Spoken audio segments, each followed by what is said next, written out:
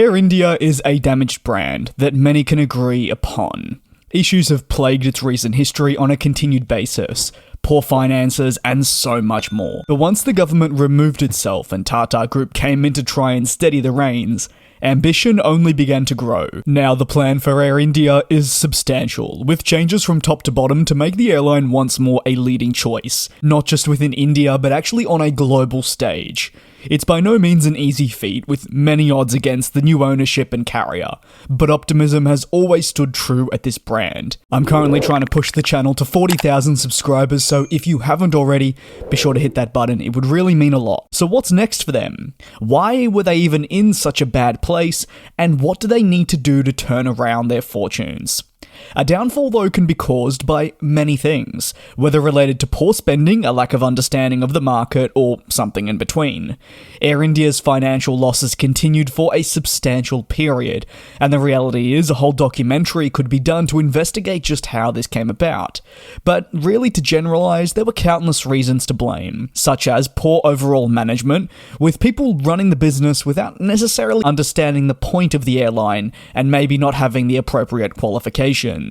There was poor service paired with old aircraft, allowing free flights, not following rules, and just so much more. Also, there were concerns around the staff numbers at the carrier. Overall, though, there seemed to be a massive misunderstanding of how to run the airline from top to bottom. More often than not, it threatened its long-term survival and certainly hurt its financial position for a considerable period.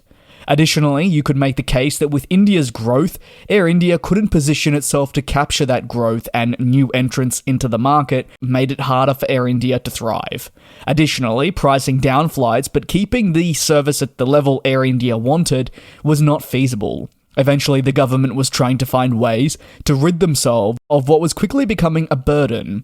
This was a very long, drawn-out process, as you may recall. However, ultimately Tata Group arrived, pitted as the saviour for the company, announcing it would purchase Air India off the hands of the government and invest a substantial amount of money to turn around the company. But now we've taken a look at what's been going on. What's next for Air India, as they enter what many would describe as a new era? One that is full of ambition and hopes that the past can be wholly forgotten. The turnaround plan, with a bid to make the airline a world-class global carrier, with also an Indian heart, saw its first stage completed earlier this year per their executives, which according to Tata Group focused on addressing legacy issues with the airline, but also laying the crucial groundwork required to improve their outlook.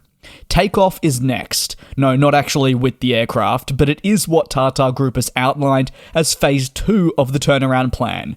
Overall, this should last 5 years if all goes according to plan. However, take a look at Etihad Airways and their turnaround plan, which notably did exceed 5 years, but nevertheless was successful. This next phase is going to include the consolidation of various brands. These are critical parts of the company's future, and they need to make sure it falls into place adequately. However, overall, the turnaround plan is going to be a costly one. That is absolutely for sure, and that's already been highlighted through 2 areas I'm yet to really explore, but probably the 2 areas that have attracted the most public interest. That is the substantial investment in aircraft. One of the key points around Air India's poor reputation was at least the inside of their aircraft was not up to standards. Not only did they fly older aircraft, but their cabins were wildly off what competitors on the global stage, remember, Air India wants to be a global airline, were offering. Since new ownership has arrived, Air India has leased a substantial amount of aircraft to aid with the immediate expansion, and has committed to 470 jets from Airbus and Boeing. This includes, yes, narrow-body planes, but also very many wide-bodies, with aircraft such as the 787, for the first time the A350, and the upcoming 777X, which remains yet to be certified, all being ordered. This commitment to aircraft, though, doesn't just stop there, as Air India will undergo a significant multi-year process and what can only be described as a gigantic investment in upgrading the interiors of their current and future planes to make a journey with the carrier hopefully more memorable. The new interiors have been widely praised and addressed concerns with the previous state of the airline, and I think very generally make it seem like it is more of a global carrier.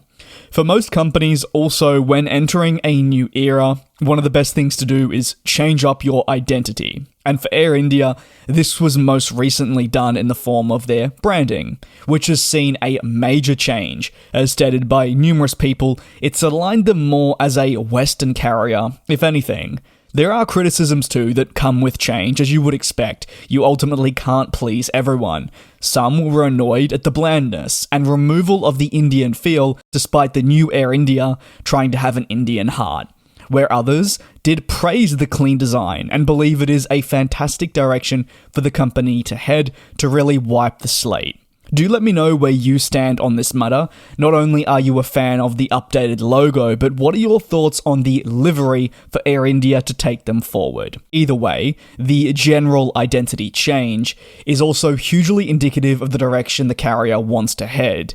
It wants to be fresh, clean, and really a global company, therefore appeal to every single target demographic and audience. The new livery will first debut on the Airbus A350 and will slowly roll out on their existing aircraft from there, and any new aircraft coming in will have that new scheme applied. See though, the new identity is big, but it doesn't really stop there. Commitments to building lounges in cities around the globe have also already been announced, while Air India plans to revamp their loyalty program in 2024.